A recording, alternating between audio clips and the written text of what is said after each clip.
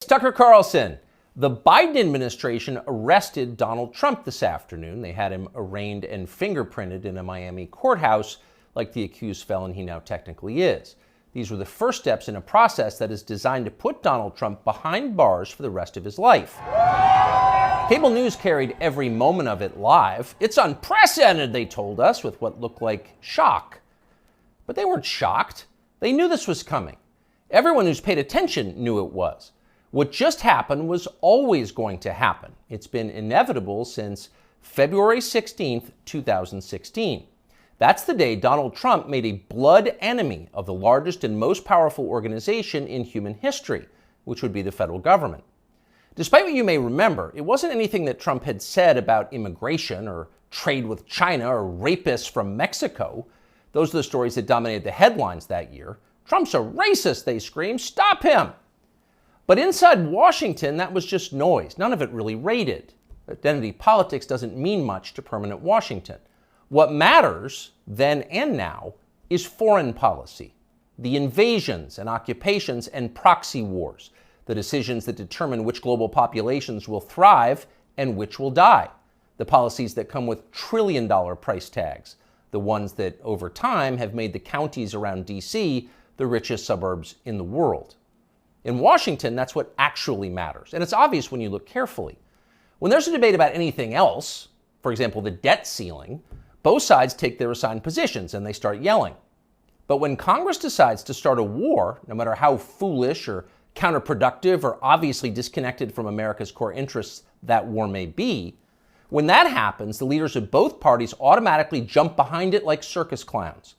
And then they stay there, sometimes for decades. They defend that war relentlessly against all evidence until somebody finally rings the all-clear bell and they can begin to admit that actually, maybe it wasn't such a great idea. We meant well, but it just didn't work out. The good news is we've learned a lot of important lessons. In the end, they usually do say something like that, but only after emotions have cooled and the damning details have begun to fade from collective memory. It's an apology that's not actually an apology, much less repentance, and it's years too late to matter in any case. But until then, that's all you're getting. Until then, no dissent is allowed. That's the first rule of Washington. But somehow, Trump didn't bother to follow it. He is from out of town, so maybe he didn't know it was a rule, or maybe he just didn't care. Either way, 7.5 years later, we can point to the precise moment that permanent Washington decided to send Donald Trump to prison. Here it is. It's from the Republican candidates debate in Greenville, South Carolina. We should have never been in Iraq. We have destabilized the Middle East. They lied. Okay. They said there were weapons of mass destruction. There were none, and they knew there were none. There were no weapons of mass destruction. All right. We should never have been in Iraq, Trump said. We destabilized the Middle East. Now, by the time Trump said that, a lot of Republican primary voters were starting to reach the same conclusion. How could they not? But it was the next line that doomed Trump to today's arrest. They lied, he said. There were no weapons of mass destruction, and they knew there were none. Now, when he said that, a few in the crowd booed. Most just sat there in silence, stunned. Can he say that? Well, he said it anyway. And by saying that, he sealed his fate. That was the one thing you were not allowed to say, because it implicated too many people on both sides, which on this topic is really just one side. Hillary Clinton was guilty of it, but so was Paul Ryan. All of them were guilty. They all knew. They all lied. And to a person, they hated Donald Trump for exposing them. After that, it was pretty clear that even if he did get elected president, Trump was going to have a very hard time controlling the federal government he was supposed to be in charge of. Most of permanent Washington decided that thwarting Trump was the single most important mission in their lives. Everything depended on it. Many of them said so publicly. But others didn't say so publicly. In fact, the stealthier ones took another path. They ran toward Trump, not away from him. They sucked up to him. They ingratiated themselves with the man they intuitively understood was susceptible to flattery, which Trump is. And they did this in order to subvert his new administration from the inside. There were a number of these, and you could spot them immediately. They were flatterers. Invariably, the ones who flattered Trump the most hated him the most and disagreed the most strongly with his views. You saw them in the hallways of the White House and at press conferences. They were there slobbering over their boss with elaborate self-abasement as if they were addressing a monarch or a god. It was a scene from the Ottoman court. It was filthy and decadent, and it was false. Mike Pence, Nikki Haley, Mike Pompeo, Lindsey Graham in the Congress. They all called Trump a visionary genius up until the moment he lost power. And then they unsheathed their real agenda, as always the neocon war agenda, and they piled on with maximum force. Here's Mike Pompeo, for example, on Fox News this morning. President Trump had classified documents where he shouldn't have had them, and then when given the opportunity to return them, he chose not to do that for whatever reason. When somebody identifies that, you got to turn them in. And so that's inconsistent with protecting America's soldiers, sailors, airmen, and Marines. And if the allegations are true, some of these were pretty serious, important documents. And so that's wrong. May future historians hoping to unlock the mysteries of late Empire Washington study that clip, because it will reveal everything. That very same Mike Pompeo, the one who's sneering at Donald Trump on TV this morning, that guy served Donald Trump as both CIA director and as Secretary of State. Those are the two most powerful jobs in the federal government. And as he worked in those jobs, Pompeo promised, in fact, he swore, to support the president's agenda. Why? Because that's the way a democracy works. You vote for a candidate in the belief that his appointees will carry out the policies that you voted for. It's not about the president, it's about you, the voter. But Pompeo didn't do that. He didn't even try to do that. In fact, he undermined Trump's often stated commitment to peace and non-intervention abroad at every turn. His every waking hour was devoted to fomenting war in some faraway foreign country or other. Iran, Syria, Russia, North Korea, the list goes on. But rather than telling Trump that he disagreed with his ideas, as a man would, Pompeo toadied up to Trump, a man he despised, in the oiliest, most over-the-top way imaginable. Ask anyone who worked in that White House at the time. Who is the appointee most likely to tell Donald Trump on a daily basis that he was handsome, virile, sleek, and powerful? Mike Pompeo. That will be the consensus answer. Those of us who saw firsthand Pompeo's relentless kowtowing will never forget it. It was indelibly repulsive. No one with self-respect could do something like that. But Mike Pompeo did it effortlessly, with relish and verve. Now, this same person is telling Fox News viewers that he fears for the safety of our military, our soldiers, sailors, airmen, and Marines, in the approved phrase, because Donald Trump took some classified documents home and didn't immediately return them to the National Archives? What a lie that is. Mike Pompeo knows that's a lie. He spent his entire life in Washington. Washington is a city where internal memos about Labor Day are classified because everything is classified.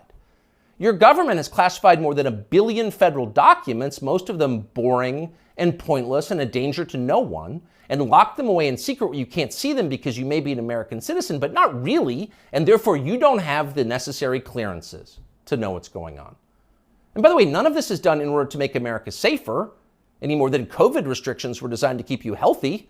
No, it's a caste system. That's the point. And you're the untouchable in this hierarchy. Mike Pompeo knows that. Everybody who works in Washington knows that. How many secret documents do you think Dick Cheney took home with him while he was running the Iraq War? How many did his wife read? She never had a clearance. We'll never know the answer because there is no chance Dick Cheney will ever be investigated or his staffers will be told to wear wires in his presence. He will never be indicted for this. Of course not. Dick Cheney is a neocon. Donald Trump is not. Dick Cheney supports war with Russia. Trump does not. That's the difference. The rest is just a distraction. The prosecution of Donald Trump is transparently political. He's literally Joe Biden's main political opponent. He's polling over 60% among Republican voters right now. So Joe Biden is doing what no president has ever dared to do. He's using law enforcement to lock up his chief rival. That's happening right now. Anyone who denies it's happening is lying to you. But actually, it's worse than that. Trump's prosecution isn't just political, it's ideological. Nobody with Trump's views is allowed to have power in this country. Criticize our wars and you're disqualified. If you keep it up, we'll send you to prison. That's the message Washington is sending. Not just the Democratic Party is sending, but both parties are sending. Like so many Republicans, for example, the supposedly conservative governor of Texas, Greg Abbott, spent yesterday totally ignoring the destruction of the American justice system. Instead, he signed a highly important bill called the Crown Act, which according to the celebratory tweet Abbott sent commemorating it, will, quote, prohibit discrimination based on textures and hairstyles historically associated with race. In other words, in Texas, cornrows are now protected by law. Having unapproved views about Ukraine is not. That's fine with most elected Republicans. They find Trump tiresome and embarrassing. Their donors hate him. They will not be sad if he dies in jail. But what about voters? What are they learning from this spectacle? Well, mostly they're learning that they have no power at all because nobody cares about them. But they already knew that. Unlike so many of our elected leaders, they have been to America recently. They know what it looks like. Have you seen it? If you've got a few days this summer, find out. Take a road trip and see for yourself. Drive 500 miles in any direction and then come home. How are things looking?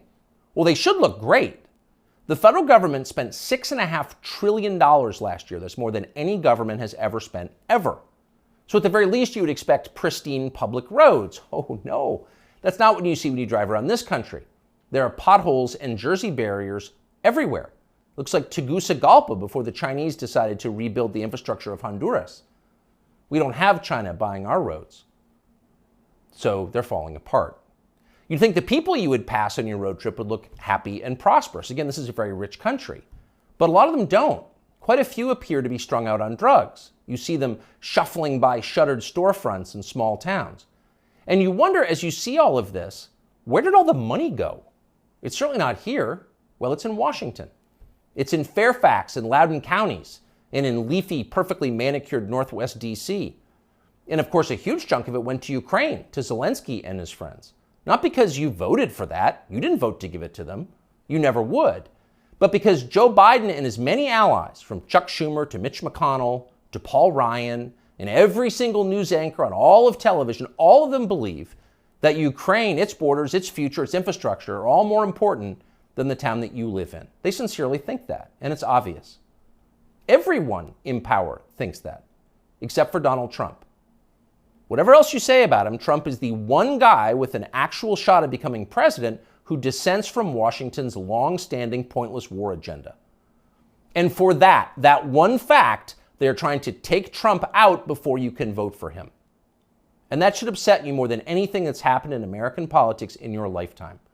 Even if you don't plan to vote for Donald Trump, even if you would die before voting for Donald Trump, which is your right, and a lot of good people feel that way, even still, the destruction of our democracy, which is the right of voters to support any candidate they want, even candidates who don't want war with Russia, the destruction of that should keep you up at night.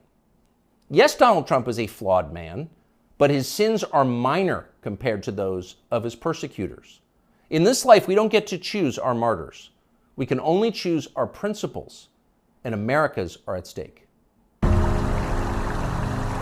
often hear people say the news